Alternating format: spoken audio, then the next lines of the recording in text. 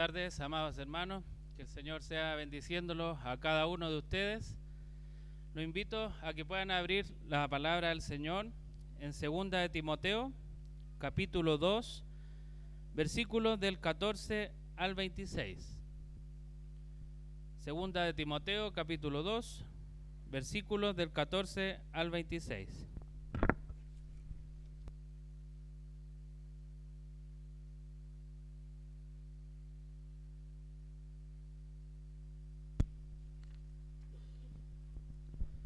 Y damos lectura en el nombre del Señor. Recuérdales esto, exhortándoles delante del Señor a que no contiendan sobre palabras, lo cual para nada aprovecha, sino que es de perdición para los oyentes. Procura con diligencia presentarte a Dios aprobado, como obrero que no tiene de qué avergonzarse, que usa bien la palabra de verdad. Mas evita profanas y vanas palabrerías, porque conducirán más y más a la impiedad. Y su palabra carcomerá como gangrena, de los cuales son Himeneo y Fileto, que se desviaron de la verdad diciendo que la resurrección ya se efectuó, y trastornan la fe de algunos, pero el fundamento de Dios está firme, teniendo este sello: conoce el Señor a los que son suyos, y apártese de iniquidad todo aquel que invoca el nombre de Cristo. Pero en una casa grande no solamente hay utensilios de oro y de plata, sino también de madera y de barro, y unos son para usos honrosos y otros para usos viles. Así que si alguno se limpia de estas cosas, será instrumento para honra, santificado, útil al Señor y dispuesto para toda buena obra. Huye también de las pasiones juveniles y sigue la justicia, la fe, el amor y la paz, con los que de corazón limpio invocan al Señor. Pero desecha las cuestiones necias e insensatas, sabiendo que engendran contiendas, porque el siervo del Señor no debe ser contencioso, sino amable para con todos, apto para enseñar, sufrido, que con mansedumbre corrija a los que se oponen, por si quizás Dios les conceda que se arrepientan para conocer la verdad y escapen del lazo del diablo en que están cautivos a voluntad de Él. Amén. Lo invito a que hagamos una oración. Padre amado, Señor, gracias le damos por esta oportunidad que nos das de poder aprender de tu palabra, Señor. Le rogamos que sea usted enseñándonos, Señor, en esta hora, que este texto entre en nuestros corazones, Señor, y nos quebrante grandemente, Señor, y que queramos servirte a ti fielmente, Padre amado, y hacer tu voluntad, Señor, y no la nuestra en nuestras vidas, Padre. Guíanos tú, Señor, ilumínanos por medio del Espíritu Santo, Señor. Que sea el Espíritu Santo enseñándonos, Señor, en esta hora, iluminando tu palabra, Padre amado. Ayúdame a mí también, Señor, para ser un instrumento en tus manos, Padre Santo, para decir lo que tú quieres que diga, Señor, y que no haga mi voluntad, Señor, sino que haga la tuya, Padre. Guárdanos, Señor, líbranos del mal en esta hora, y que tu santa palabra, Señor, sea la que nos ayude, nos enseñe, Señor, y nos dé aliento también, Padre amado. Guárdanos, Señor, en el nombre de Cristo, de nuestro Salvador. Amén. Amados hermanos, hace unos años atrás, una persona, para no decir el nombre, por si me está viendo después en el video, se acercó a mí contenta a contarme una historia. Lo que pasa es que ella se había juntado con un grupo de judíos y ellos empezaron a hablarle de que solo la única forma de poder llegar al cielo era ser del linaje de Abraham. Y ellos le mostraron a través del Antiguo Testamento cómo Dios había prometido a Abraham y a su descendencia la bendición. Ella, sorprendida, estando con ellos discutiendo, quedó inquieta porque decía: yo no soy de Abraham, yo soy chilena, estoy acá, no tengo por dónde estar allá con los judíos. Yo le decía: tranquila, nosotros tenemos nuestras bases de datos donde podemos consultar. A lo mejor tú eres judía. Déjanos revisar. ¿Cuál es tu apellido? Ella lo dijo. Y empezaron a buscar. Mientras tanto seguían conversando con ella. Y después le dicen, te tenemos una excelente noticia. Sorprendía a la persona. ¿Qué pasó? Tú sí eres descendiente de Abraham. Está acá en nuestro registro que tu apellido sí viene de la descendencia de Abraham. Y eso no es todo. Eres incluso de la tribu de Leví. La persona quedó sorprendidísima. Dijo, qué bueno. Y llegó contenta después y por eso nos contaba esa historia. Decía, yo tengo un futuro. Tengo una promesa porque soy descendiente de Abraham. Y esta persona es cristiana. Así también una vez me pasó compartir con una persona en una iglesia y ellas partieron de a poco también en queriendo aprender otras cosas, no necesariamente que estuvieran en la Biblia.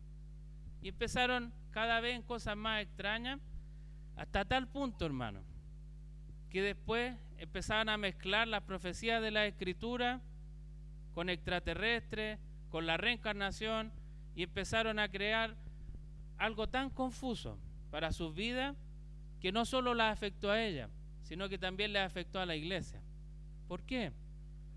Porque ellas en silencio, en los pasillos, cuando tomaban once, en los baños, en todos lados, iban metiendo esta enseñanza a los hermanos de esta iglesia, en silencio, y nadie decía nada.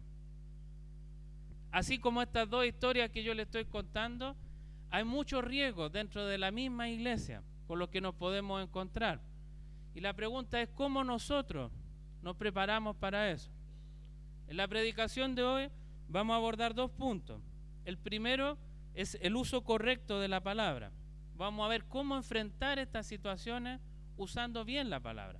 No como esos judíos que desviaban a unas promesas falsas, sino qué dice realmente la palabra. Y el segundo punto es cómo aplicar correctamente la palabra. Una cosa es que yo tenga la palabra acá y otra cosa es que yo la pueda aplicar, pero que lo haga correctamente. Entonces la predicación la vamos a llamar el día de hoy un obrero aprobado a Dios. Entonces vamos a comenzar con el versículo 14 que dice, recuérdales esto, exhortándoles delante del Señor a que no contiendan sobre palabras, lo cual para nada aprovecha, sino que es para perdición de los oyentes. Pablo en estos versículos hace muchos mandatos a Timoteo sobre lo que tiene que hacer. Y en este primer mandato que le hace de recordar, que exhorte, que enseñe delante del Señor para que no estén contendiendo sobre las palabras. Es interesante que lo que realmente el texto griego apunta en esta parte no es a contender sobre palabras, a lo mejor como pensamos una discusión leve, algo suave, una diferencia de opinión. El texto literalmente lo que dice ahí es una guerra de palabras, una guerra. Yo sé que ustedes conocen lo que es una guerra. Imagínense eso dentro de una iglesia, entre hermanos que profesan ser cristianos, sobre cosas que son innecesarias. En ese tiempo se daba mucho que se discutía sobre la ley, se discutía mucho sobre la genealogía, y ahí empezaban los debates y empezaban estas guerras firmemente. Y Pablo le había escrito ya a Timoteo en la carta anterior y le había dicho para que mandases a algunos que no enseñen diferente doctrina, ni presten atención a fábulas y genealogías interminables que acarrean disputas más bien que edificación de Dios que es por fe. Otro versículo más adelante. De las cuales cosas desviándose algunos se apartaron a vana palabrería, queriendo ser doctores de la ley, sin entender ni lo que hablan ni lo que afirman. Eso fue la carta anterior de Pablo a Timoteo. Y lamentablemente, Pablo estando preso, ya sabiendo que muy pronto iba a morir, seguía con esta preocupación. Y eso era porque esas guerras de palabrería en la iglesia continuaban. Timoteo enseñó, leyó la primera carta en la iglesia, compartió con los hermanos, exhortó, y aún así este problema sigue. Y por eso Pablo en su angustia, antes de morir, insiste, Recuérdale esto, exhórtale delante del Señor que no hagan guerra sobre palabra. ¿Qué beneficio traían esa guerra? El único beneficio era que todos los que oían, todos los que eran testigos de eso, cada vez se hacían más impíos. En el versículo 16 más adelante dice, conducirán más y más a la impiedad en las personas. ¿Qué fruto había entonces? Ninguno. ¿Cuál era el beneficio? Ninguno, al contrario.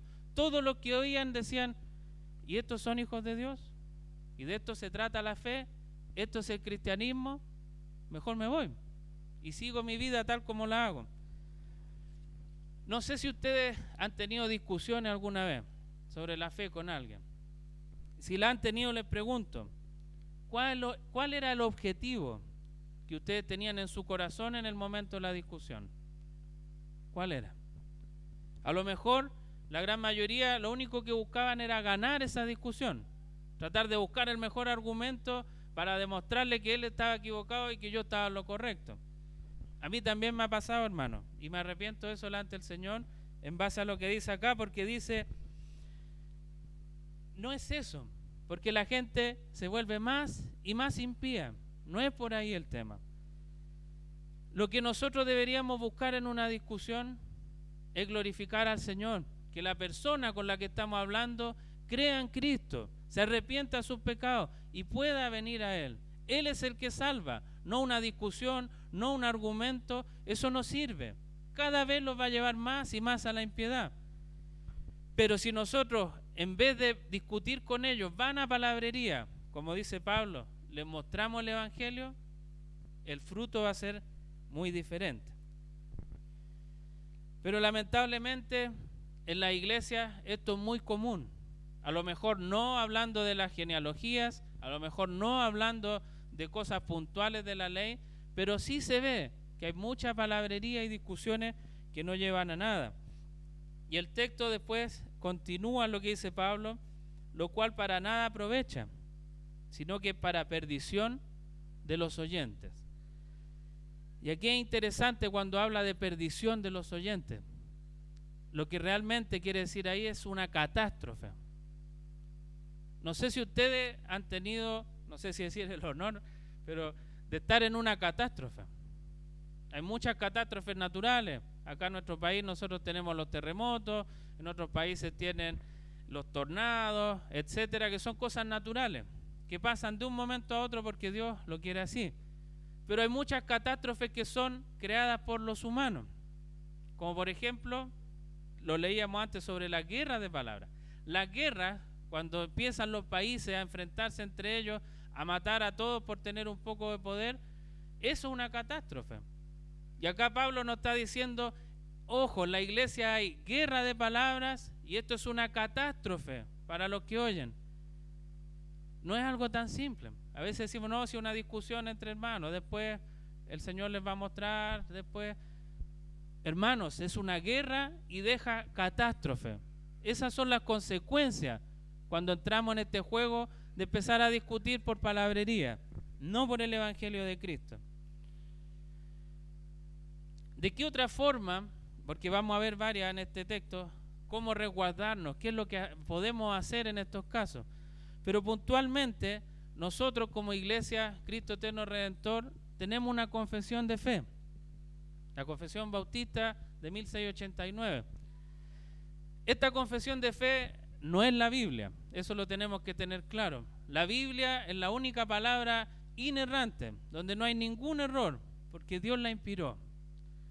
Y los hombres, hace muchos años atrás, 1689, se reunieron para tratar de hacer un resumen de la doctrina, con los textos bíblicos, para que sea de fácil estudio y de guía para todos.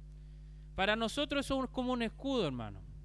Es falible, puede estar errado, pero es un escudo porque si tenemos alguna duda, un tema puntual, podemos recurrir ahí a los textos que cita la Escritura y buscar por nosotros mismos y decir, chuta, en realidad las promesas que le dio a Abraham no era que solo los hijos de Abraham físicos que tuvieran descendencia carnal iban a ir al cielo, sino que somos los verdaderos hijos de Abraham, los que creemos en Cristo. Y gracias a eso somos llamados hijos de Dios. Ahí cambia la cosa. Entonces para eso nos ayuda la confesión. Y una vez yo pude presenciar con un pastor, él seguía con su iglesia la confesión de fe, pero él tenía un conflicto. No lo hacía cargo a la iglesia, decía, es un conflicto que tengo yo con el día de reposo, el cuarto mandamiento. Yo estoy de acuerdo con toda la confesión de fe, menos con ese punto.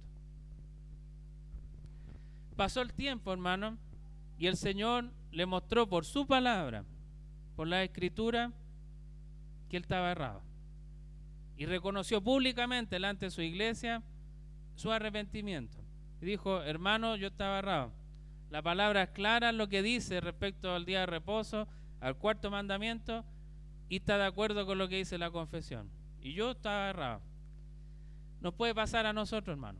Podemos pensar que estamos mal o que la confesión está mal, pero la Escritura, por medio del Espíritu Santo, es la que nos revela la verdad. Entonces, vamos a pasar al versículo 15, que dice, procura con diligencia presentarte a Dios aprobado, como obrero que no tiene de qué avergonzarse, que usa bien la palabra de verdad. Acá venían muchas cosas a mi mente respecto a las evaluaciones. Yo sé que a lo mejor no todos, porque hay muchos jóvenes, pero la gran mayoría trabajamos y tenemos un empleador, el cual evalúa nuestro trabajo, si le gusta, no le gusta, si hay un aumento de sueldo, no hay un aumento de sueldo, y nosotros muchas veces estamos tensos. De hecho, a mí me toca mañana una evaluación, para que estén orando por mí. Uno se pone tenso y dice, ¿qué va a evaluar mi empleador? ¿Estará bien lo que yo estoy haciendo? ¿Estará mal? ¿Voy a estar avergonzado de mi trabajo porque él quería que hiciera 10 cosas y en realidad hice 2? Muchas veces nos preocupamos de eso. Pero acá Pablo está llevando a Timoteo mucho más allá. Porque le dice que tiene que presentarse delante de Dios. ¿Y cómo tiene que presentarse delante de Dios? Como un obrero aprobado, que no tiene de qué avergonzarse. Y yo me preguntaba, hermanos, nosotros como cristianos, ¿cómo estamos para esa prueba? ¿Cómo se sienten? ¿Qué pasa si Dios ahora los llama y les dice, preséntense delante de mí, aprobado?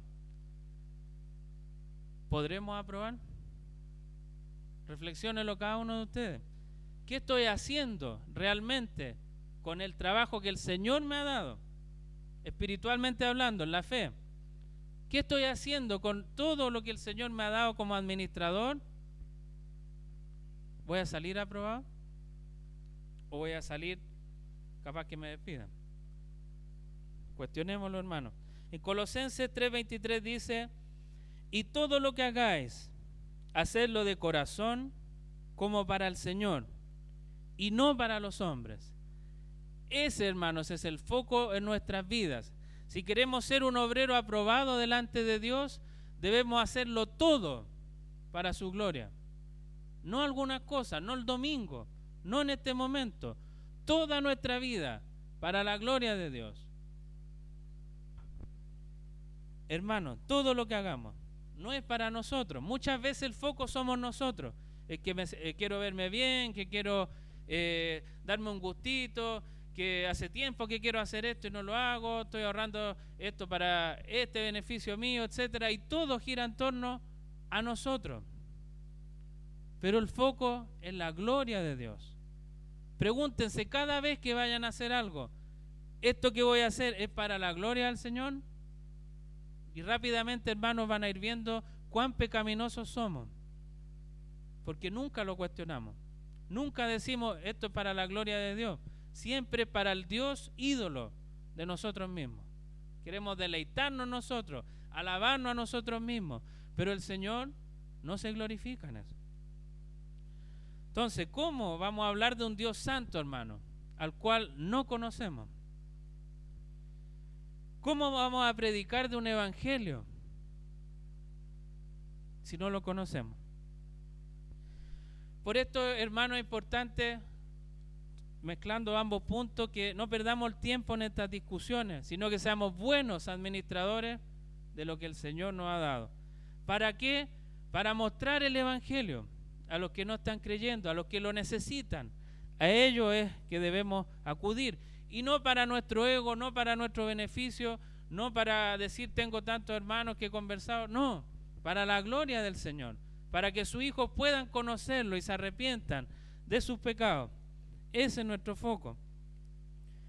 En 1 Pedro 3:15 dice: si no santificad a Dios el Señor en vuestros corazones, y estad siempre preparados para presentar defensa con mansedumbre y reverencia ante todo el que os demande razón de la esperanza que hay en vosotros. Muchas veces nos quedamos en ese texto en el que hay que presentar defensa y nos preparamos y entramos un poco en el juego de entrar en una guerra. Acá el texto dice muy claro que tiene que ser con mansedumbre y reverencia. En el versículo 25 que vamos a ver más adelante, vamos a profundizar un poco respecto a la forma en que nosotros entregamos el mensaje. Pero Pablo fue muy claro en la exhortación que le dijo a Timoteo, y yo quiero compartírsela también a ustedes. También quiero exhortarlo en esta hora a que usen bien la palabra, amados hermanos. Estúdienla, aplíquenla, busquen su santificación, para que puedan, cuando Dios los llame, decir: fui un obrero fiel. Señor, no me avergüenzo de lo que hice por amor a ti. No me avergüenzo de cómo me entregué, sin importar si me escupían, si me insultaban, si estaba preso en un calabozo como lo vivió Pablo. Eso es lo que tenemos que esperar. Busquemos eso en la palabra. No nos busquemos más a nosotros, hermanos. Eso es lo que Pablo le dice a Timoteo. Yo estoy en esta condición y no me importa. Glorifico al Señor porque he podido presentarme como un obrero aprobado. Timoteo hace lo mismo. En lo que estás enfrentando, en esta guerra, en esta catástrofe, preséntate como un obrero aprobado, que no tiene de qué avergonzarse. Que el Señor nos ayude, hermanos, a poder hacerlo así. Ahora viene una pregunta interesante respecto a esto de presentarse aprobado. No sé si ustedes se han cuestionado alguna vez si los pastores de la iglesia deberían apoyarse para que estudien, para que se desarrollen y puedan cada vez estar más preparados. Porque ustedes, los que trabajan, saben que al empleador le es muy útil que ustedes se capaciten, que obtengan nuevas herramientas, que hagan el trabajo más eficiente, que obtengan mejores resultados. El empleador feliz paga capacitaciones para ustedes. Y nosotros como iglesia, ¿no hemos cuestionado eso alguna vez? Si es importante ayudar a los pastores en ese tipo de cosas, que puedan profundizar más en estudios, que puedan comprar libros, que puedan participar entre algunos y otros estudios en otros lados, etcétera. Es una pregunta válida porque hay muchas iglesias, hermanos, que son anti-estudio. Ojalá que el pastor no estudie nunca, porque solo el Espíritu Santo es el que le va a mostrar en el segundo lo que el pastor tiene que decir. Y si él quiere ir a algún seminario o algo, o algún hermano de la iglesia quiere ir a un seminario, es muy mal visto. Es casi que no confía en Dios, porque el Espíritu Santo es el que revela. Muchos de ellos incluso dicen: no hay que leer libros, si la Biblia es el libro de Dios, todo lo demás lo escribió el hombre y está errado. Hay extremos, hermano. Y estos hermanos lamentablemente niegan el poder del Espíritu Santo en su iglesia. Niegan cómo el Espíritu Santo inspira a hombres de Dios a lo largo de toda la historia. ¿Cómo la iglesia puede darse cuenta si es que hay algún error? Es porque el Espíritu Santo guía a su iglesia. Si no fuese de esa forma, todavía a lo mejor estaríamos en el catolicismo, que se desvió totalmente de la fe. Nunca hubiera habido una reforma, porque nadie se hubiera cuestionado las cosas, nadie hubiera ido a buscar más allá. El Señor está en la palabra y ha utilizado obreros fieles durante todo ese tiempo, y por eso su iglesia permanece y permanecerá, porque la iglesia no es de nosotros, la iglesia es del Señor. Entonces, cuestiónense, hermanos, porque les tengo una buena noticia. Nuestra iglesia sí apoya a los pastores en estas cosas, en que estudien, que compren libros, que puedan profundizar más en la escritura. Pero el punto es si nosotros individualmente, cada uno de ustedes es consciente de eso. Si ustedes cuando ofrendan son conscientes de eso, hoy en realidad el pastor necesita capacitarse en un cierto punto, yo puedo ayudar en eso, puedo ayudar de cierta forma.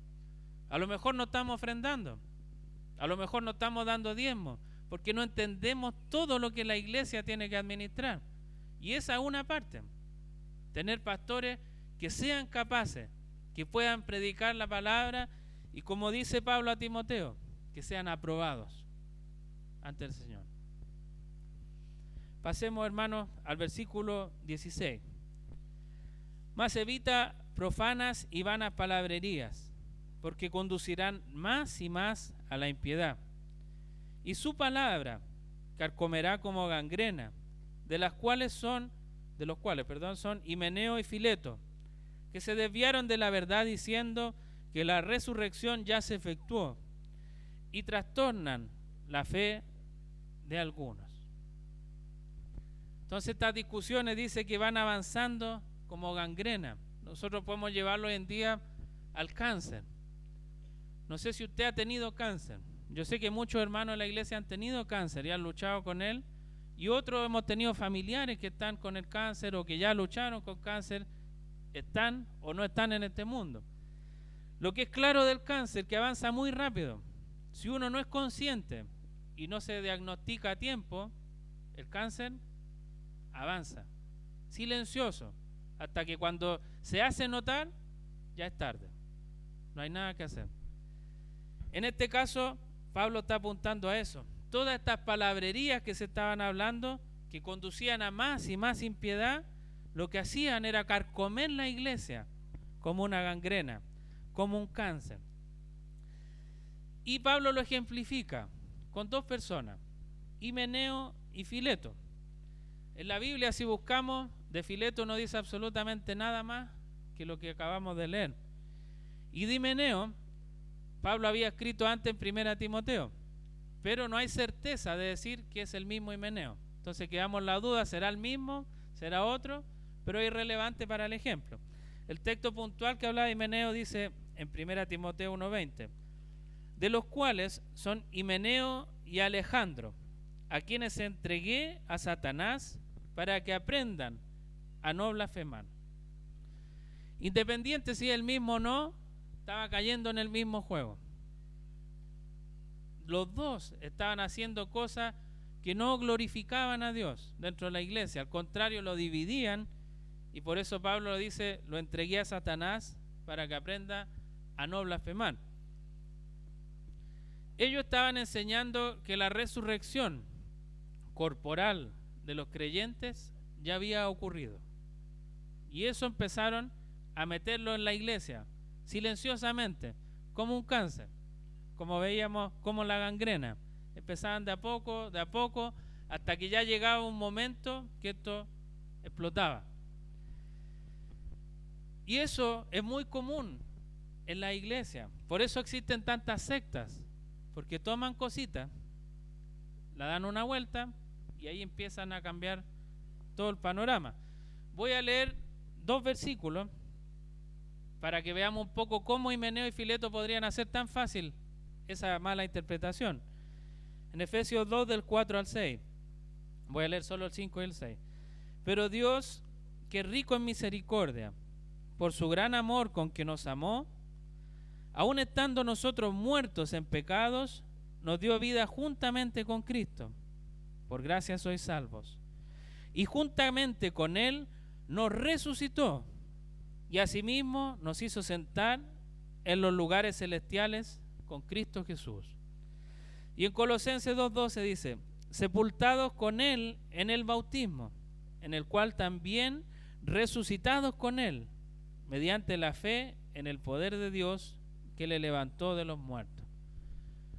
Con 2 versículos totalmente aislados, fuera de contexto, sin ninguna explicación, es muy fácil decir, claro, tienen razón. Ahí dice que ya resucitamos con Cristo. Y así, hermano, pasa en muchas iglesias. Se toma algo, se saca de todo contexto y se hace toda una doctrina detrás. Y exigencia y un montón de cosas. Pero claramente, Pablo escribió esos versículos Y Pablo también escribió sobre la resurrección. Yo sé que muchos de ustedes son estudiosos de la palabra y deben estar pensando ahora, sí, yo sé que en tal capítulo habla mucho de la resurrección. Y es así, hay un capítulo muy dedicado a la palabra que es 1 Corintios 15, donde Pablo en los primeros versículos muestra el Evangelio muy resumido y después profundiza en la resurrección. Voy a leer un versículo, 15:12. Pero si se predica de Cristo, que resucitó de los muertos, ¿cómo dicen algunos entre vosotros que no hay resurrección de muertos? Y ahí puede haber otro extremo. Entonces, los invito a que en sus casas lean ese texto, que no queden con la duda si Himeneo y Fileto tienen razón. La escritura es clara. Aún viene una resurrección. Así como Cristo murió y resucitó corporalmente por nosotros, cuando Él vuelva, todos vamos a resucitar. Un cuerpo para su gloria. No un cuerpo de pecado, como tenemos ahora, un cuerpo glorificado. ¿Por qué es tan importante, hermano, la resurrección? ¿Por qué Pablo le dedica un capítulo completo a la resurrección? Porque es fundamental para el Evangelio. Si Cristo no hubiera resucitado, vana nuestra fe. Seríamos dignos de burla de todo el mundo que diga, mira, ellos dicen que Cristo resucitó y el cuerpo está ahí. Están hablando tonteras. Es fundamental porque cuando Cristo resucita, hermano, dice, yo no tengo ningún pecado en mí. La muerte no me puede retener, porque la paga el pecado es muerte. Y Cristo no tiene ningún pecado. Lo natural era que Él resucitara de los muertos. Y así fue, para la gloria de Dios Padre. El Padre acepta su sacrificio. Por eso somos salvos. Imagínense si ustedes, hermanos, cuando comparten el Evangelio, no hablan nada de la resurrección. Estamos predicando un Evangelio diferente. ¿Y qué pasa si hablamos un Evangelio diferente? En Gálatas dice, mas si aún nosotros, un ángel del cielo, os anunciare otro Evangelio diferente del que os hemos anunciado, sea anatema. Como antes hemos dicho, también ahora lo repito. Si alguno os predica diferente evangelio del que habéis recibido, sea anatema. Anatema significa maldito. Que el Señor nos guarde, hermano, de ser fieles al Señor, que nos presentemos como un obrero aprobado delante de Él, que conocemos el evangelio, lo compartimos fielmente a los que necesitan, como Himeneo y Fileto. Ellos necesitaban entender el evangelio para comprender de buena forma la resurrección. Pero si se ponían a discutir otras cosas, se perdía todo y se formaba la guerra y la catástrofe que estábamos conversando. Ellos necesitaban el Evangelio de Cristo. Por eso es importante que conozcamos nuestra Biblia, que la leamos, la estudiemos. Porque hay muchos peligros, hermano. Podemos tener peligro afuera de la iglesia. No sé si ustedes se han preguntado alguna vez si sus hijos pueden ser afectados por enseñanza externa a la iglesia. En el colegio, en el mundo, en internet, en las redes sociales. Yo creo que todos sabemos qué es cosa tomar el celular y en 5 segundos ya podemos acceder a las peores cosas que nos podamos imaginar. Y no las quiero nombrar para que no se las imaginen. Pero así de rápido, nuestros hijos, nosotros mismos podemos acceder a tantas barbaridades que nos desvían. Y después capaz que podamos sacar una doctrina de esas cosas. Hay que tener cuidado. ¿Cómo estamos guiando a nuestras familias? Cuestionémonos, hermanos. ¿Estamos teniendo momentos familiares? ¿Estamos teniendo nuestros devocionales en la familia? ¿Estamos orando con nuestros hijos? ¿Le estamos enseñando la palabra del Señor? Incluso me atrevo a hacer esta pregunta. ¿Estamos hablando con nuestros hijos? A lo mejor tampoco estamos hablando. Va a llegar el momento, hermano, si nosotros no le enseñamos a nuestros hijos sobre la fe, sobre el Evangelio, ellos van a aprender por otro lado. Y les aseguro que lo que van a aprender en otro lado no es el Evangelio. Y ya va a ser tarde. Y nos vamos a lamentar y vamos a decir, ¿por qué nunca hablé con mi hijo? ¿Por qué nunca le hablé al Señor? ¿Por qué nunca oré con él? ¿Por qué? Ahora es el momento, hermano. Depende de ustedes el ser fieles a la palabra del Señor y guiarlos para evitar que sean el próximo Himeneo, el próximo Fileto, que toman la palabra y la tuercen. Hay muchos hijos de cristianos que son férrimos ateos, porque los papás tenían un extremo y ellos quieren ser todo lo contrario y se esfuerzan por hacer batalla. Que el Señor nos libre, hermano. Oremos al Señor, hagamos lo que Él quiere, pero esto no es espontáneo. No es que yo lo pienso hoy día, sí, tengo que hacerlo, y pasaron 18 años y digo, no lo hice. El Señor tiene misericordia, puede hacer milagros, pero nosotros somos instrumentos de su hermano. Que el Señor nos guíe, hermano. Pero no solo están los peligros afuera, también están dentro de la iglesia, y no necesariamente de esta iglesia, porque nosotros compartimos con otros hermanos, escuchamos predicaciones de otros lados, participamos en diversas cosas, porque no somos una iglesia cerrada, entendemos que es el cuerpo de Cristo, y tiene muchas iglesias alrededor del mundo. El problema es que muchas que se llaman iglesias no son iglesias. Estuvimos viendo con mi esposa un documental, no lo alcanzamos a terminar, porque se refiere sobre la iglesia Hillsong. No sé si han escuchado alguna vez de esa iglesia, una iglesia muy popular en Australia que surgió, llegó a Estados Unidos y hoy está en casi todo el mundo. Partieron con raíces pentecostales, pero después empezaron a desviarse de a poco, en cositas. Empezaron a ver el negocio que había detrás con las canciones, empezaron a enfocar todo en ese tipo de cosas, en el lucro. Después empezaron a ver la cultura, cómo la gente se viste afuera, qué hacen los jóvenes, qué música escuchan, y empezaron eso a meterlo en la iglesia. Entonces el pastor se vestía igual que los jóvenes, se tomaba fotos igual que los jóvenes. Ahí mostraron una foto del pastor casi mostrando su parte íntima. Entonces uno dice, ¿ese es un siervo del Señor aprobado delante de Él? ¿Eso es lo que Dios quiere para su iglesia? ¿Eso es lo que Él quiere de sus pastores? ¿Que la cultura sea la que esté acá y se glorifique? ¿O es Dios el que tiene que glorificarse en lo que Él escribió? Por eso nuestra iglesia va cambiando, se va reformando, porque va viendo lo que la Escritura quiere, lo que el Señor escribió, no lo de afuera y meterlo acá. Entonces, lo que parece iglesia no necesariamente es, y ahí tenemos que tener ojo, hermano, tener discernimiento. A lo mejor la música que estamos escuchando, Hillsong tiene un montón de música que son muy atractivas. ¿Serán buenas realmente? Yo no las conozco, pero hay que examinarlas, revisar. A lo mejor, claro, promueven que tú te sientas contento, que te emociones, que estés feliz, etcétera, pero lo que menos hacen es glorificar al Señor. Entonces, si vemos, tenemos por todos lados invasión de cosas que van en contra de Dios. Y eso es lo natural de un mundo pervertido, que cayó en el pecado. Pero el punto es, ¿qué es lo que Dios quiere de nosotros? ¿Cómo nos cuidamos?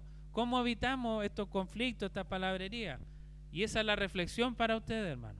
¿Cómo estamos obrando en nuestro hogar para evitar esas cosas? ¿Cómo estamos obrando nosotros mismos? A lo mejor no tenemos hijos, pero nosotros estamos haciendo esas cosas. Estamos viendo cosas que no corresponden en internet.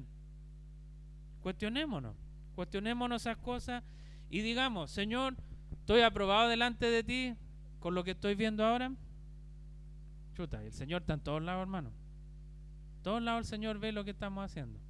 No nos podemos ocultar. Entonces, Himeneo y Fileto fueron haciendo este daño enorme en la iglesia, esta catástrofe que estábamos hablando, y nosotros guardemos, hermanos, a nuestra familia, oremos por ella para que el Señor nos guíe y no caigamos en el mismo juego. El último versículo de la primera parte, el 19, dice: pero el fundamento de Dios está firme, teniendo este sello: conoce el Señor a los que son suyos, y apártese de iniquidad todo aquel que invoca el nombre del Señor.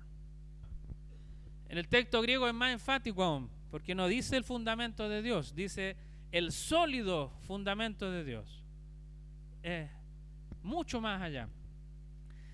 Hay dos fundamentos que está hablando la palabra acá. Primero, que el Señor conoce a los suyos. El Señor conoce a cada uno de los que son hijos de Él.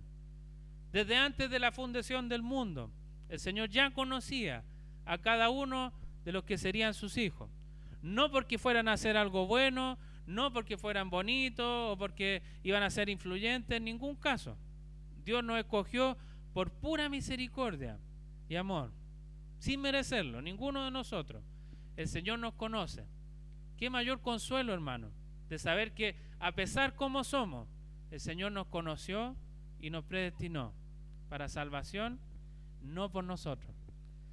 Ese es un fundamento grande de la iglesia. El Señor nos conoce. Dentro de la iglesia pueden haber muchas personas, pero el Señor conoce a los que sí son sus hijos. Y el segundo fundamento es: apártese de iniquidad todo aquel que invoca el nombre de Cristo.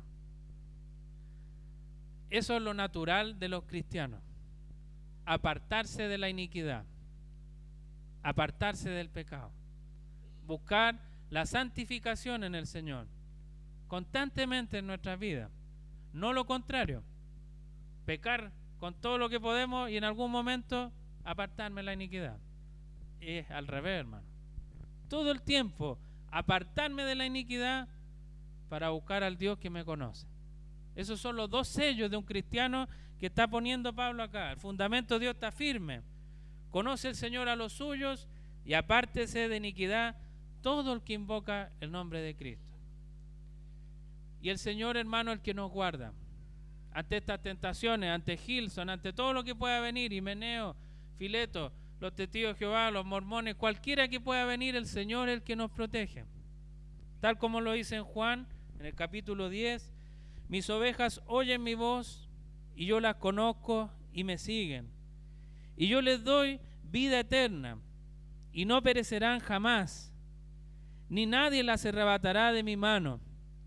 Mi Padre que me las dio es mayor que todos y nadie les puede arrebatar de la mano de mi Padre. Eso somos nosotros, la oveja que el Señor compró con su sangre. Él nos cuida, Él nos protege, Él nos ayuda para evitar estas catástrofes que estamos evaluando en la palabra. Entonces, para resumir lo que vimos en el primer punto, hermano, no debemos hacer guerras de palabras. Ya vemos las consecuencias que tiene, no solo entre los que están discutiendo, sino con los que oyen. Generan una catástrofe dentro de la iglesia. Esas personas no necesitan la discusión, necesitan el Evangelio. Segundo, vimos cómo presentarnos ante Dios aprobado, que no nos avergoncemos de Él, sino que estemos orgullosos de nuestro trabajo para su gloria. Lo tercero que vimos es cómo tomar en serio este ejemplo de Himeneo y Fileto y los riesgos que hay dentro de la iglesia y fuera de ella. Y lo último, el sólido fundamento de Dios. Él nos conoce y espera que nos apartemos de la iniquidad. Y ahí cerramos el primer punto. Vamos al segundo. La aplicación correcta de la palabra. Y aquí vamos hasta el final del capítulo 2. En el versículo 20 al 21 dice: pero en una casa grande no solamente hay utensilios de oro y de plata, sino también de madera y de barro. Y unos son para usos honrosos y otros para usos viles. Así que si alguno se limpia de estas cosas, será instrumento para honra, santificado, útil al Señor y dispuesto para toda buena obra. Todos vivimos en algún lugar. Acá Pablo está dando el ejemplo de una casa grande. Yo sé que la gran mayoría de nosotros a lo mejor no vivimos en una casa grande, pero sí tenemos utensilios dentro de la casa. Por ejemplo, hoy en día hay una cartera muy grande de cosas. Hay aspiradoras de última tecnología, casi que adivinan la mente lo que yo quiero aspirar. Hay aspiradoras robot. Hay gente que no tiene aspiradora, sino que solo con su cobillón y su pala. Y todo es válido. Todos queremos al final limpiar la casa. Y son utensilios útiles que los cuidamos porque nos sirven día a día. Pero también hay otros utensilios que son útiles, pero son desechables. Por ejemplo, el papel higiénico. Todos tenemos papel higiénico en nuestra casa o las toallas de papel y son desechables. Las ocupamos y se botan. Y eso sería todo, no tiene mayor utilidad. Y acá Pablo está mostrando eso. Hay una casa grande donde hay algunos utensilios muy honrosos, de oro, de plata, pero hay otros que son de madera y de barro. Tienen su propósito que no es honroso, es deshonroso. ¿Qué es lo que te está tratando de mostrar Pablo? Esta casa de la que está hablando grande es la iglesia. Y dentro de la iglesia, los utensilios de honor no es que sean los hermanos que son más bonitos, los que están más visibles. Son todos los que son hijos de Dios. Ellos son los utensilios de honor, que el Señor los puede utilizar de cualquier forma. ¿Y por qué son de honor? Porque todo lo que el Señor quiere hacer con ellos es para su gloria. Pero por el otro lado están los de deshonor, los viles. ¿Y cuáles son esos? Los que no son hijos de Dios, pero están dentro de la iglesia. Participan, cantan, oran, escuchan la predicación, porque no todos los que estamos en la iglesia somos de la iglesia. No todos somos creyentes. Y acá Pablo quiere mostrarnos eso. Ya lo ha venido mostrando en las discusiones que se dan dentro de la iglesia, en cómo empiezan a meter perversiones dentro de la iglesia, y acá lo ilustra con esto de la casa. Pero la mucha palabrería, ya vimos, no sirve. Entonces, ¿cómo estos vasos honrosos pueden ayudar a los vasos o utensilios deshonrosos? Predicando el evangelio. ¿Qué es lo que necesitan estos vasos o utensilios deshonrosos para pasar a ser de oro y de plata y ser honrosos para el Señor? Conocer al Señor, conocer su palabra. Y el Señor da una promesa muy grande en el texto. Y se me fue la hojita con el versículo. Aquí dice: si alguno se limpia de estas cosas, será instrumento para honra, santificado, útil al Señor y dispuesto para toda buena obra. ¿Qué es lo que yo veo, hermanos, en estos versículos? Una hermosa noticia. Hay esperanza, hermano. Hay esperanza para el que no cree en Cristo, para el que es un utensilio deshonroso. El Señor puede hacer el milagro y aunque sea de madera, lo va a transformar en oro o en plata. No estamos hablando de económicamente, sino espiritualmente. El Señor transforma esos corazones. No es imposible para el Señor hacerlo. Él lo promete. Y acá lo está diciendo.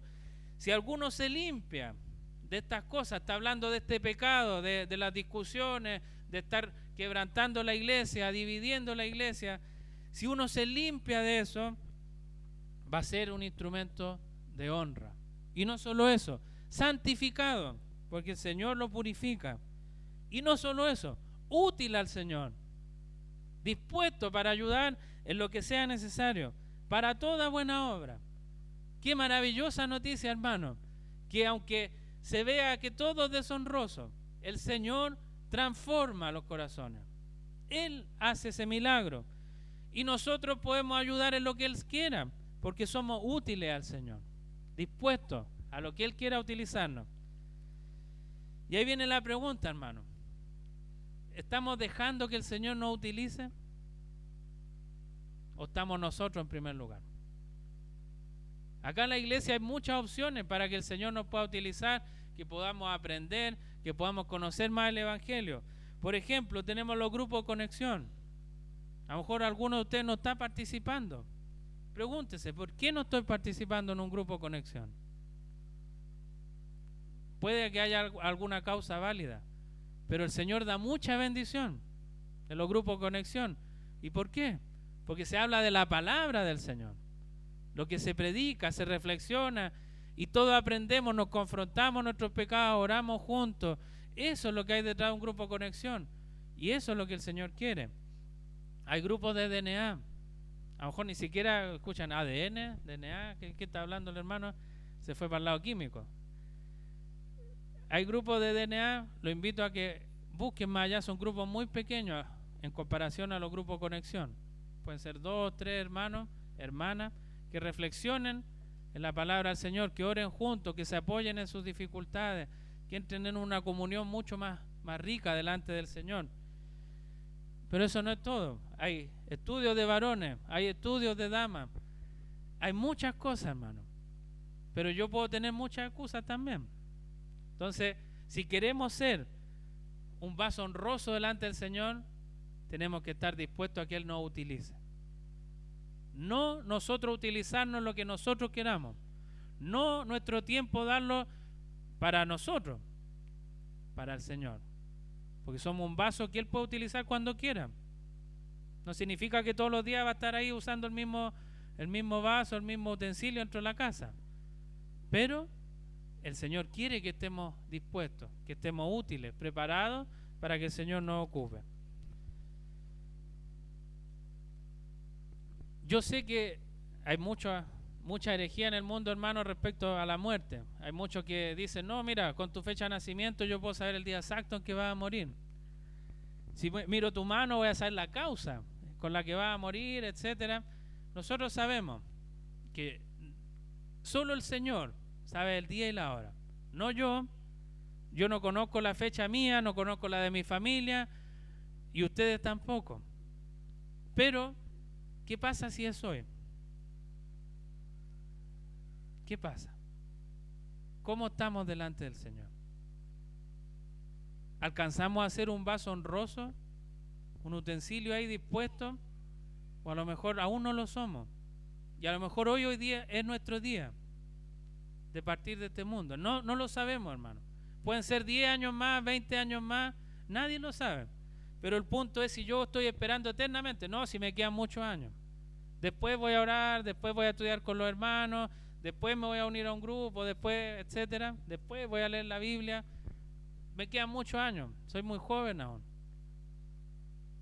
¿Y qué pasa si el Señor nos viene a buscar hoy? No lo sabemos, nadie tiene esa certeza, hermano, de decir, no, si yo sé, me quedan 10 años y le voy a dar con todo para las cosas del Señor. No sabemos, hermano. Por eso es importante y el llamado es hoy. Hoy el Señor puede salvar tu vida. Hoy el Señor puede convertir tu corazón de piedra a un corazón de carne.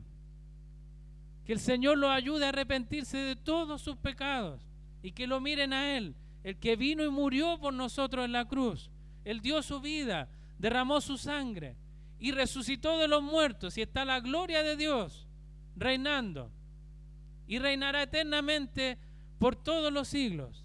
Ese es el Señor que nos llama hoy día y dice, arrepiéntanse de sus pecados, sírvanle a Él, sean vasos útiles para mí, honrosos. Yo quiero que sean honrosos para mí, para mi gloria. Eso es lo que quiere el Señor. Hoy día es el día, hermano, para que se arrepientan de sus pecados y confíen en Él. No confíen en ustedes. El Señor quiere que confíen en Él. Que el Señor nos ayude. Vamos a hacer una breve interrupción en la predicación. Vamos a orar sobre esto para que el Señor nos aliente, el Señor nos ayude y retomamos nuevamente de la palabra. Lo invito a que cierren sus ojos. Padre amado, Señor, cuánta necesidad tenemos de ti, Señor, en esta hora, de conocerte, Padre amado, de tener tu Evangelio Santo, Señor, en nuestros corazones, de que tú nos salves, Padre, de toda tentación, Señor, de todos nuestros pecados que hacemos todos los días, Señor. Sea tu sangre preciosa limpiándonos, Señor, de toda maldad, de todo pecado, Señor, y veamos la urgencia de que hoy podemos partir de este mundo, Señor, y no hemos compartido el Evangelio con nadie, Señor. A lo mejor con una persona, con 20, con 100, y aún así no es suficiente, Padre. Ayúdanos, Señor, a llevar tu mensaje y gozarnos con ellos también, Señor. ¿Cuánto nos gozamos a veces con cosas tan banales, Señor, y lo compartimos con todo el mundo felices? Pero no compartimos la mejor noticia, Señor, que es conocerte a ti, que tú nos salvaste de una perdición eterna, Padre. Tú, Señor, diste tu vida por nosotros. Alienta nuestros corazones, Señor, para que queramos llevar tu palabra de todo corazón a los que la necesitan, Señor, a no ser instrumentos de división en la iglesia, sino de ser de bendición. Ayúdanos, Señor, que necesitamos de ti. y síguenos guiando, Padre, en esta hora. En el nombre de Cristo nuestro Señor. Amén. El versículo 22, amado hermano, continúa con una advertencia fuerte. Dice: huye también de las pasiones juveniles y sigue la justicia, la fe, el amor y la paz, con los que de corazón limpio invocan al Señor.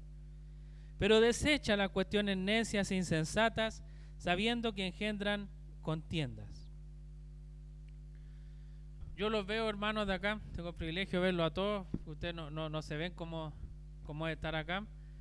Y todos se ven hermosos, hermanos, todos se ven muy jóvenes. Entonces esta advertencia es para todos ustedes, porque es para los jóvenes.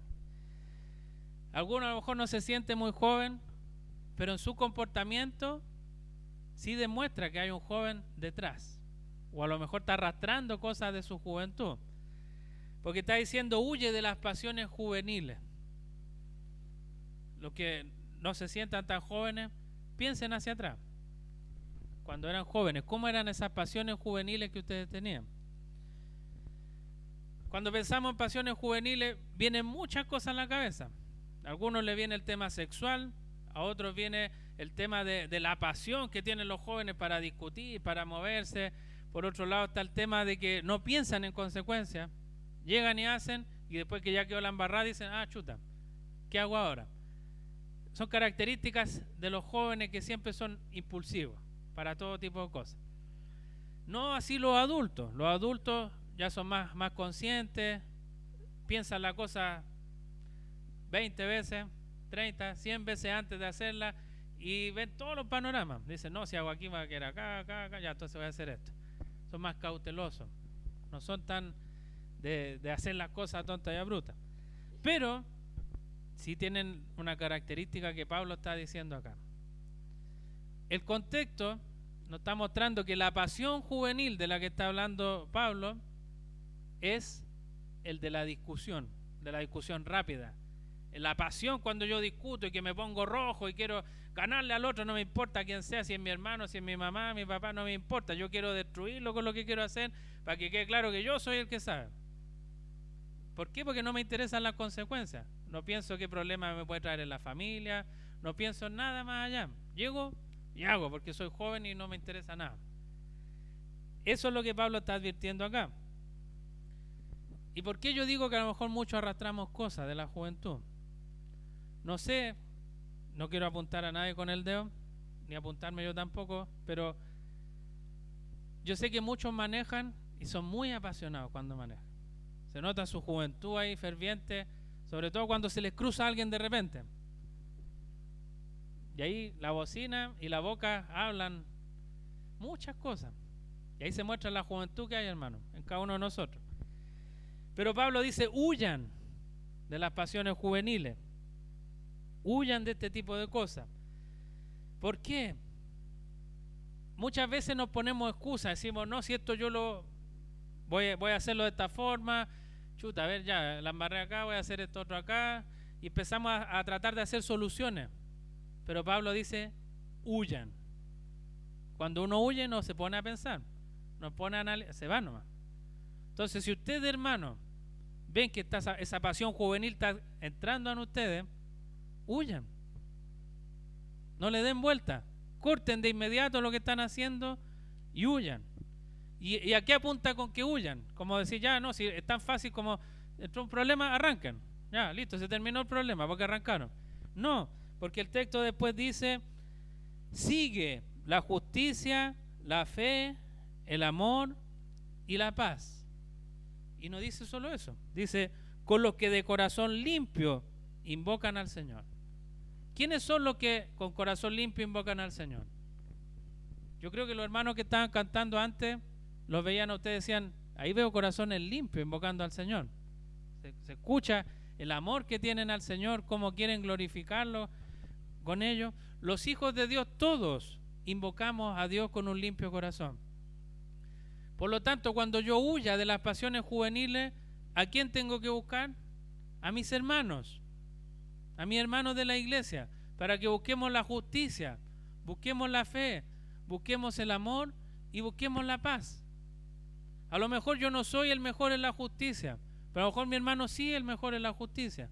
A lo mejor yo no soy el mejor en la paz, pero otro hermano es bueno en la paz. Nosotros muchas veces nos justificamos de nuestro actuar. No, yo soy así, el Señor me hizo así, por eso soy enojón, por eso aquí, por eso allá. Pero no, el Señor no quiere eso. Quiere que huyamos de ese tipo de actitudes y busquemos la comunión en la iglesia, con los hermanos, y busquemos juntos la justicia, busquemos juntos la fe, busquemos juntos el amor y busquemos juntos la paz.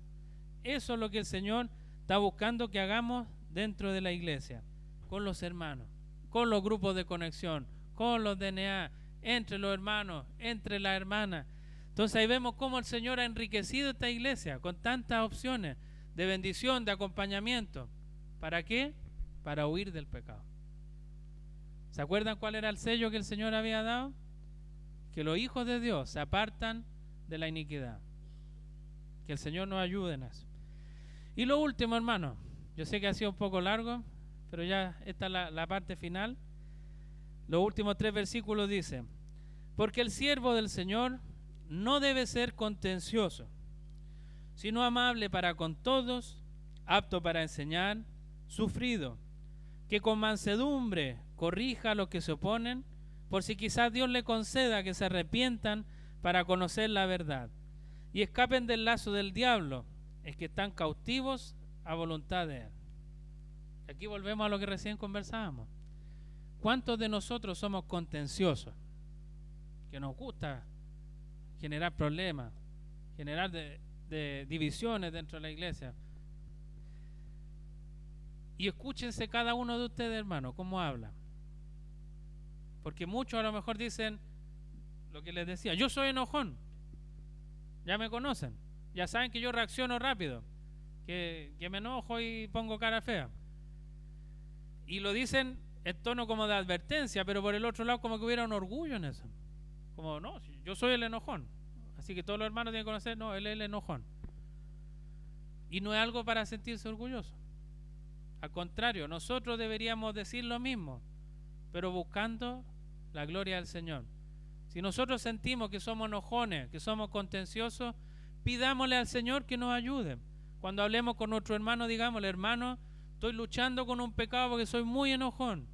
Ayúdame a orar, ayúdame a ver en la Escritura cómo vencer este enojo que tengo, que sale de repente y exploto. Y dejo la embarrada en el trabajo, en mi casa, tengo problemas con mi esposa, con mi hijo, con mis padres, etcétera, porque soy muy enojón. Es distinto el enfoque. Ya no hay un orgullo de mostrar un pecado, sino que busco la ayuda, el arrepentimiento, que el Señor sea el que toque mi vida. Cuestionémonos eso, hermano, porque muchos somos contenciosos y no somos amables con todos. A veces es fácil con la gente que nos trata bien, que nos da cariño, que nos da regalos, ser amable. No, este hermano es tan amable, ¿cómo no le va a dar un abrazo? Pero ¿y qué pasa con el hermano que no es tan amable? ¿Y qué pasa con el vecino que tiene la música hasta las 6 de la mañana el otro día? Y justo tengo que venir a la iglesia. ¿Y qué pasa con el que casi me choca? ¿Y qué pasa? Y empezamos a cuestionarnos y nos damos cuenta, hermanos, que no somos amables con todos. Y el Señor acá nos dice: no sean contenciosos, amables para con todos, aptos para enseñar, sufridos. Y esa palabra es interesante porque se ocupa muy mal en general el ser sufrido. Al tiro uno se imagina una persona depresiva que anda llorando todo el día y llama al hermano: no, me duele todo, y siempre tiene problemas. Siempre está sufriendo por algo que le impide muchas cosas y todos ya lo tienen claro. No, mira, ahí está el hermano sufrido, y él llora y se muestra sufrido. Esta palabra no apunta a eso. En el original lo que quiere decir es ser tolerante. Y lamentablemente esa palabra también es muy mal entendida. Nosotros sabemos hoy día sobre el movimiento LGBT, Q, Y y no sé cuántas letras tienen. Y ellos promueven al que ser tolerante. Tenemos que aceptarnos tal cual como somos todos. El Señor nos está apuntando acá a eso. El Señor nos pone en estas situaciones complejas, como la que está viviendo Timoteo, y le dice que él debe soportar con paciencia esas situaciones, que no tiene que irritarse fácil. A eso apunta con ser tolerante. Cuando ustedes, hermanos, estén hablando mentiras sobre ustedes, cuando estén hablando en contra de ustedes y va a explotar el hermano, no, tengo que ser tolerante. Tengo que soportar con paciencia lo que están diciendo. No tengo que explotar, porque eso no es natural de un cristiano. Eso es lo que el Señor está apuntando cuando dice que tenemos que ser sufridos. ¿Y de qué forma entonces corregimos a la persona que está errada, que está generando esta palabrería en la iglesia? ¿De qué manera? El texto lo dice: con mansedumbre, corrija a los que se oponen, por si quizás Dios les conceda que se arrepientan y conozcan la verdad. Entonces hay que hacer con mansedumbre la conversación y con un enfoque claro, porque dice que a lo mejor Dios les va a conceder que se arrepientan y conozcan la verdad. Esos dos términos están en el Evangelio. Las personas van a conocer la verdad en Cristo y se van a arrepentir de sus pecados. Esa es la manera de corregir el error que hay dentro de la iglesia. Que el Señor nos ayude. Hay harto trabajo, harto que tenemos que hacer, pero el Señor es el que hace los milagros. Nosotros sabemos que por más que nos esforcemos y digamos hoy día sí, no lo vamos a hacer, porque somos débiles. Tenemos esa lucha carnal con nuestro cuerpo, que siempre dice que sí y el Señor dice que no. O el Señor dice que sí y nosotros decimos que no. Y siempre está esa lucha constante. Pero el Señor dice en su palabra: transforma esos corazones de piedra, los transforma en corazones de carne. Él puede transformar a los muertos en vida. Si nosotros viéramos, como dice la Escritura, que todos los que no creen en Cristo están muertos en sus delitos y pecados, nos llamaría la atención ver tantos cadáveres en el mundo. Imagínense ustedes hablándole a un cadáver. ¿Los va a escuchar? Pero el Señor es el que toma ese cadáver y lo hace una vida nueva. Y escucha la palabra y se transforma. Y cree en Él. Nosotros no podemos dar esa vida. El Señor es el que la da. Y la última advertencia que da la palabra dice que el diablo los tiene con un lazo. Yo sé que muchos tienen perritos y le ponen su correa y lo sacan a pasear, los que le ponen correa. Imaginémonos ese caso. El perrito en su conciencia, imaginémonos que él dice: no, yo voy libre por donde yo quiero, voy a hacer pipí acá, voy para allá, voy a ir a ver al no sé quién. El perrito es libre, pero en realidad nunca ha sido libre, porque el dueño lo lleva con un lazo, lo lleva y lo guía por donde él quiere, para que vaya a hacer pipí, para que vaya para acá, para que se entre.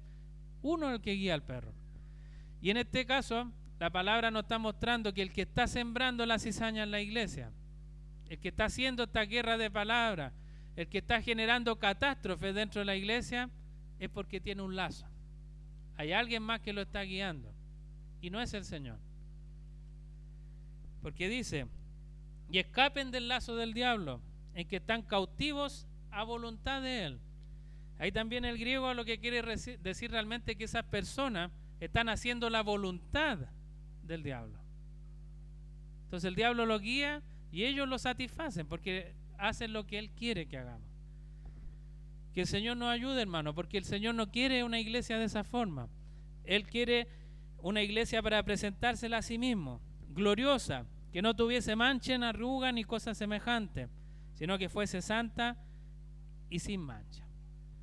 Entonces ya sabemos, hermano, la solución: hablar con mansedumbre, el evangelio de la verdad. ¿Cuántas veces? No me respondan, pregúntenselo ustedes en su cabeza. ¿Cuántas veces han predicado el evangelio en su vida? ¿Cuántas? Vuélvaselo a preguntar. ¿Cuántas veces lo ha predicado? Si nunca lo ha predicado, pregúntese: ¿por qué no lo ha hecho? ¿Necesita ayuda? Hermano, acá en la iglesia los podemos ayudar. Si alguien no sabe cómo presentar el evangelio, porque está partiendo, puede llevar 20 años y en realidad nunca se ha preguntado ¿en qué fue lo que creí? ¿Y cómo lo puedo compartir? Lo ayudamos.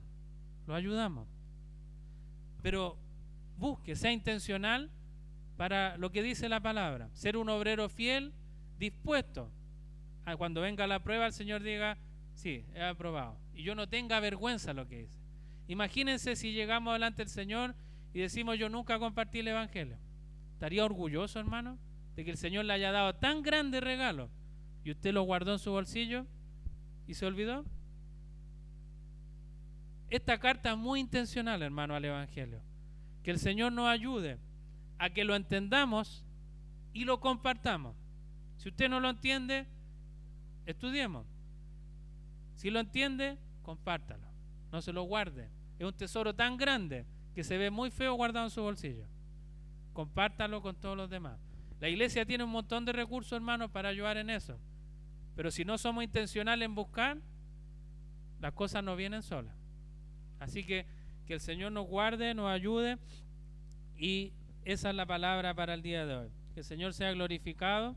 Lo invito a que oremos para que sea el Señor el que nos ayude. Padre amado, Señor, gracias le damos por poder compartir de tu palabra, de poder aprender tantas cosas, Señor, que a veces asumimos que son correctas, pero en realidad no lo son.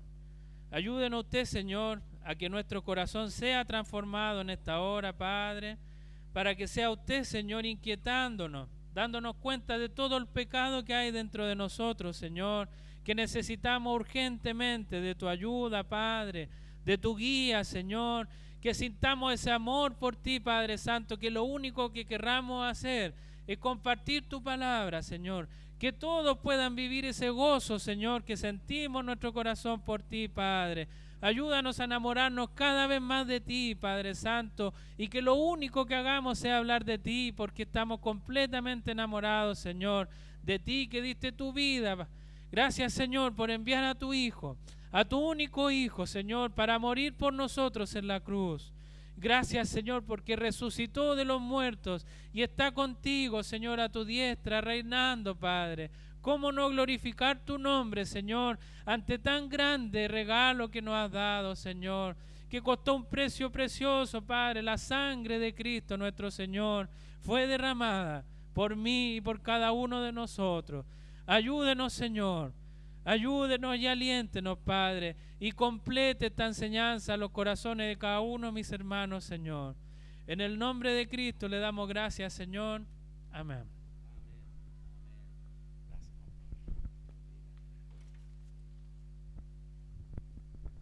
Amén. Gracias, Señor. Damos gracias al Señor por su palabra y vamos a concluir esta reunión. Quiero recordarles que si usted sale de vacaciones, avísenos para estar orando por usted y poder estar en contacto también dentro de las posibilidades que Dios nos da. Así que, ¿qué tal si nos ponemos en pie para terminar esta reunión? Señor, estamos agradecidos de tu bondad. Gracias por tu palabra. Gracias por Juan Pablo, Señor, que se ha preparado, estudiado, Señor.